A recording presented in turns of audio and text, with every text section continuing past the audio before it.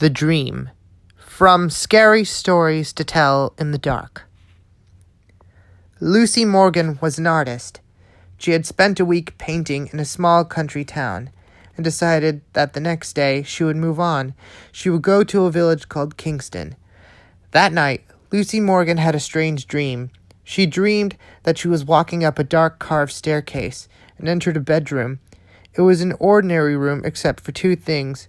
The carpet was made up of large squares that looked like trapdoors, and each of the windows was fastened shut with big nails and stuck up out of the wood. In her dream, Lucy went to sleep in that bedroom. During the night, a woman with a pale face and black eyes and long black hair came into the room. She leaned over and whispered, "This is an evil place. Flee while you can." When the woman touched her arm to hurry her along, Lucy Morgan awakened from her dream with a shriek. She lay awake the rest of the night, trembling.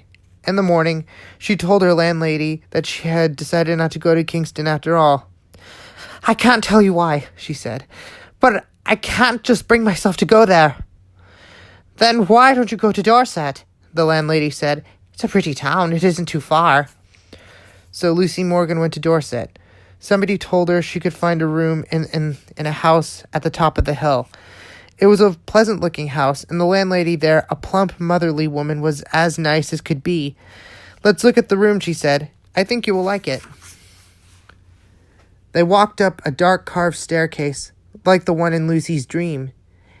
"In these old houses, the staircases are all the same," Lucy thought.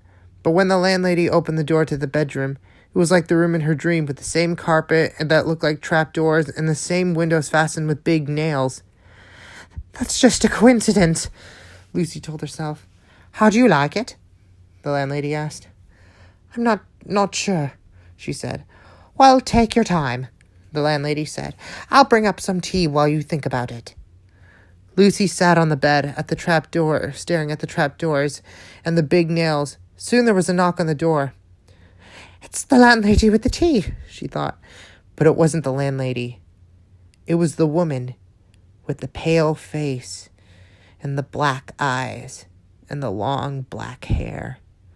Lucy Morgan grabbed her things and fled.